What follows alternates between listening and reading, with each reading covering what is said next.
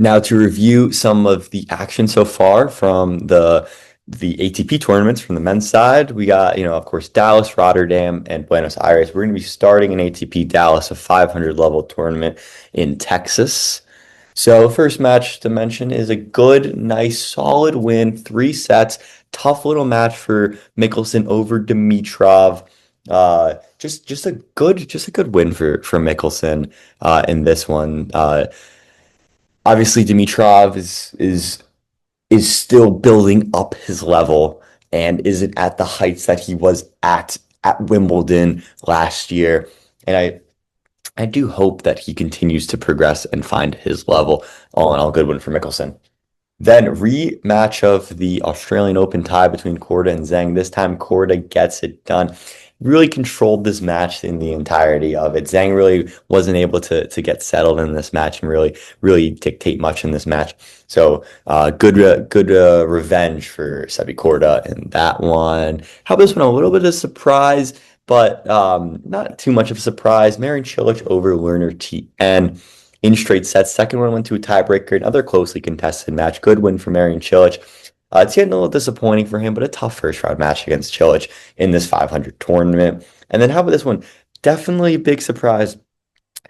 Pennington Jones over Flavio Caboli. What's going on with Flavio to start this year? Had that Australian Open first round exit, didn't do well in Montpellier either, and then comes here and loses to Pennington Jones in ATP Dallas. It's surprising. So definitely big question marks for Caboli. And this Fritz able to get it done over Hiron in 3 sets. This was a very important win for Fritz, and probably an underrated win a little bit as well, as Hiron's been playing some good tennis to start this year. I definitely saw this one going either way beforehand, especially with how Fritz has been playing this year, dealing with not just one injuries, but supposedly multiple injuries. And to be able to come out of a 3-setter in a tiebreaker and get it done is showing some good signs. I'm curious to see how he bounces back from this win into the future. And then for Marcos Giron, good performance all in all, gets number one seed of the tournament and a top 10 player. We'll see how much more Giron's got in the hard court season before we move on to the clay. And then Shapovalov winning over Yodar in straight sets. Yodar only winning 3 games in the entire match. Now, Shapovalov obviously is a very tricky player. He has some good memories from last year, going on and winning the title here last year. And I thought it could have been a little bit of a letdown spot for Shapovalov. I was concerned that Yodar would be able to be a little bit of play the underdog role, and Shapo might underestimate him a little bit in this one.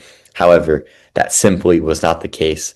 And Shapovalov is one of those players that when he gains his confidence, maybe when he feels comfortable, when he has the good memories from last year, he can play lights out, and we saw that in this one. This is a very, very promising match for Shapovalov as we move forward in this tournament, and this is results that really propel Shapovalov up in my rankings to possibly win this tournament. And to be honest, if I had to pick either Taylor Fritz or Denis Shapovalov to win ATP Dallas 2026 right now, I would pick Denis Shapovalov. Now over to ATP Rotterdam. Some notable matches. We're going to start with a blockbuster between De Minaur and Fils. Fils brought that first one to a tiebreaker. Now, Alex De Minaur is just not the player you want to play against when you're trying to get right, when you're trying to come back from an injury. It's just not the type of player that you want to play against. He's going to make you work for every single point. And while it probably was good practice for Fils, I never saw De Minaur losing this one. And now Medjedovic over Bergs. The reason that I bring this one up and I put this in notable match is because this match was supposed to be Bergs versus Fabio Marozsan. But Marozsan, after playing in the Davis Cup, decided to take a break and skip this tournament in Rotterdam. And instead, lucky loser Medjedovic comes along, wins in 2 tiebreakers. First 1-7, second 1-7-5. Very tightly contested. Disappointing for Bergs in this one. But when you lose two sets in tiebreaker, it really could have gone either way. But yeah, watch out for Medjedovic as we move forward in this tournament. This was a absolute blockbuster. Alexander Bublik, Hurkacz, first set, Hurkacz wins it in a tiebreaker. Second set, Bublik wins it in a tiebreaker. And then the third goes 7-5 to Bublik. Excellent win for Bublik. The winner of this match was going to be in a prime position to make a deep run in the tournament, as they probably won't face a tougher opponent than who they played in this one until at least the quarterfinals. So awesome, or probably even the semifinals, to be honest. So awesome win for Bublik and really helps his hopes in this tournament. Felix good win against Popperin, wins the first one. 7-5 did go to 12, the full 12 games in the first set. But anyway, Felix got the job done. Got to like his chances in ATP Rotterdam. Tsitsipas over Rinderknecht. How about that for Tsitsipas? Straight sets win as well. Tough start to the year for Rinderknecht and an awesome results for Stefanos Tsitsipas as he tries to regain his form and tries to be seated at the French Open. He's going to be an interesting player to see. Come throughout the spring and leading up to the French Open. How will he do on the Sunshine Double at these hardcore tournaments? And then when we go to some of the tournaments that he really enjoys, such as Monte Carlo or some other tournaments on the clay, how will he respond? And can he bring his ranking points up? Can he make a little bit of a resurgence and a comeback? We will see. And then, gotta mention Stan wins. We don't know how many we got left. So I will Stan over lucky loser Bugad in straights. So let's go Stan. And tricky one here, Kachanov over Jesper de Jong. Lost the first set. Was really concerned after seeing the first set result because Kachanov in February and March, he can win those tournaments. I feel like he's won a couple of tournaments in February and March. He's won in the Middle East before, I believe. Doha. Does he have a Dubai? Not exactly sure if he does have one of those. But anyway, he tends to play good tennis around this time of year. Was concerned by that first set, was able to bounce back in the second and take care of business in the third. And then how about Buenos Aires? Some results from the clay in South America. Echeverry, excellent win over Pellegrino in straight sets. Watch out for Echeverry in this one. Now, not Francisco Cerundolo, but Juan Manuel Cerundolo, straight sets over Daniel Altmaier in his home tournament. Excellent work for the Argentine, 6-2, 6-2. And then a little bit of surprise, Matteo Berrettini returning from injury. Of course, people forget he was supposed to face off against Alex de Minaur at the Australian Open, but pulled out of the tournament. This was his second match coming back from return and was not able to get it done versus the Czech in the round of 16 on the clay in Buenos Aires. And then the last thing I just want to mention from the ATP, the men's side from this week is that sadly Djokovic has withdrawn from ATP Doha. Very disappointing. It was going to be very exciting to see Djokovic, Alcaraz, and Sinner all compete at this event. Sadly, we were just going to have to settle for Alcaraz and Sinner up. Oh well. And just real quick, I find it interesting that from this ATP article, the headline's very interesting. Djokovic withdraws from Doha, where Alcaraz and Sinner headline. They still had to mention Alcaraz and Sinner in this one, huh? But yeah, I mean, I get it. Alcaraz and Sinner are the ones that are going to get the most people to watch and stuff. So they did a little bit of the sandwich strategy where you give a little bit of the good, a little bit of the bad, and you finish it off with some good too. Gotta keep people from tuning out from this tournament. But yeah, still excited. It's like awesome field still. So very excited for Doha, just a little less excited. All right, and now just real quick, I'm gonna go through the kind of the draw of ATP Rotterdam and kind of what's how it's shaping up and looking at some of the opportunity spots in the draw. So let's start off with the top half, and of course we got de Minaur Stan. I definitely expect de Minaur in this one. Stan. It's a tough opponent for Stan to play. I feel like de Minaur is just gonna really make Stan work for the win, and probably play some long rallies, make Stan hit that extra ball, and I don't know if Stan's gonna be able to keep his level for as long as he needs to. And then we're looking at Botic van de Zandschulp versus Tsitsipas in that second round. Opportunity for Tsitsipas for sure. Definitely one that he feels like he definitely can win. And if he does that, could lead him to a nice quarterfinal against Demonar. All in all, I don't see anyone in this section getting past Demonar, and Demonar should be through to the semifinals in this one. And then, with O'Connell already defeating Norris, already has his spot in the quarterfinal booked. Awesome results so far for O'Connell. Now, what I see here is Ugo Humbert. And holy cow, is their opportunity. Got to defeat Gaida and Odin in the second round, and then O'Connell in the quarterfinals. And all of a sudden, you're in the semifinals, collecting some fantastic ranking points. Humbert has to, defeating Medvedev in the first round to put him in this position. He's got to feel pretty good about it. And even if Humbert and Demonor face off in the semifinals, that's a very interesting one. And I don't even know who I would pick in that one yet. As we head to the bottom half, Kashna Munar, I mean, that's just a good old-fashioned matchup between the two of them, two players that like these faster hard courts. I could see that going really either way. Bublik over Struff, definitely expect Bublik, some big opportunities for Bublik. And I would like to mention also that Griekspoor did end up defeating Quentin Hallis, so he'll be through to the quarterfinals. Um, this hasn't updated yet. Felix over Medjedovic, definitely feeling Felix in that one. Again, Felix to the semifinals feels pretty good in this one. And Bubka Kachanov could be an interesting quarterfinal match.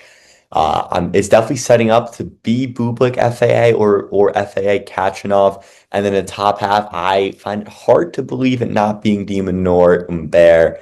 But I've been upset in the past, been wrong in the past. So we'll see if that's the case here. And the final of Demonor and FAA is still in place. And maybe we'll see a Demonor Bublik perhaps. Maybe Bear gets in there into the finals. Or, I mean, look, if Stan pulls off the upset against Demonor, which I really don't see happening, there really aren't many reasons to not pick him to keep going. But yeah, so where we're at in Rotterdam. As we head over to Dallas. Of course, a little bit behind the Rotterdam schedule as there are going to be some matches still having to be played today. Let's see how the draw is kind of shaped up. A lot of Americans in the top half, particularly. Let's start off with Fritz Nakashima. This one could be tricky for Fritz. I might even go as far as to be picking Nakashima in this one. Very tricky match for Fritz. Korda Tiafo, another highly contested match. If Korda, I don't know how much stock we should put over the Zhang win. Probably would be leaning Tiafo in this one. Probably go 60% Tiafo, 40% Korda. There is some big opportunity from all four of these Americans to make a semifinal. I can see. Would not be surprised if any of the four do. Sadly, I think the fairy tale run for Pennington Jones is going to come to an end. I do see Spitzeri winning against Pennington Jones. And fantastic match, Ethan Quinn versus Marin Cilic. That one can go either way. Coin flip, in my opinion. Literally coin flip. I won't even pick someone in that one. Could see that one going either way. Spitzeri, Quinn, or Cilic. I can see, to be honest, any combination of Cilic, Quinn, Spitzeri, Tiafoe, Korda, Nakashima, Fritz making it to the semifinal in this one.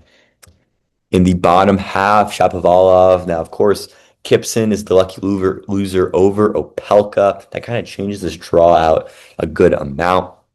I do see Shapovalov defeating Kovacevic in this one.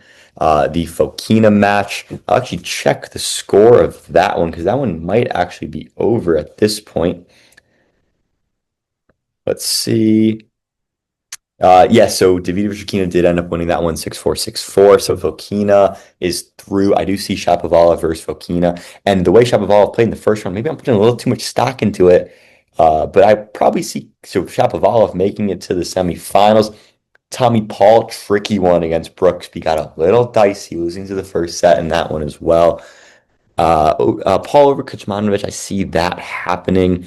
And I do see a Sheldon Paul quarterfinal, which is, to be honest, probably going to be the best match we will see in this entire tournament.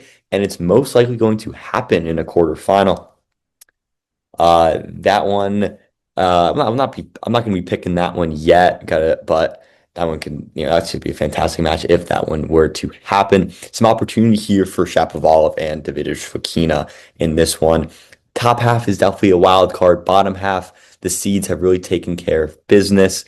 Uh, yeah, this one's still, there's a lot to be determined in Dallas. And then how about Argentina? Let's take a look real quick. Do you expect Cerundolo to beat Delian? And then I would expect Cerundolo to make it all the way to the semifinals. Fonseca to Bilo. Now, this match had a rocky start to it. Fonseca was down early. And right now, Tabilo is up, won the first set 6-3. The second set is still on serve as I speak. Uh, this would be a surprise, and this would leave Echeverry an opportunity to make the semifinal. Players have been playing great so far this year.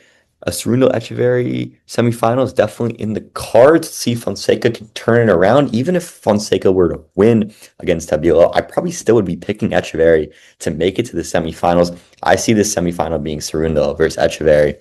But, that Kopriva win is still very impressive as well. So watch out Francisco Cerundolo. But Cerundolo and Echeverry have been playing great so far to start this year, and I expect them to make the semifinal. In the bottom half, got Ugo Carabelli and Navone. That one can really go either way. I lean Ugo Carabelli. I expect Baez to win the second round match. I expect him to win the quarterfinal match as well. So Baez probably is in a good spot to make that semifinal as we speak still. And then Darderi is definitely the one to watch in the bottom half as well. I'd expect Baez and Darderi still. Still got to see some more matches in this one before we really we need to learn a little bit more in this tournament and see a couple more matches to see how the tournament is going to shape up and which big blockbuster clay court matches we're going to see in this tournament because there are some possibilities. Echeverry Cerundolo would be a fantastic match. Baez Darderi would be a fantastic clay court match. Baez Darderi would probably be I mean, they're both top 20 players on clay in the world, in my opinion. So that would be a good match. And those are two players that are looking to go far at the French Open. That could be a quarterfinal at the French Open, Baez Darderi, or at least they could both be quarterfinalists. So yeah, so excited to see how this tournament finishes out.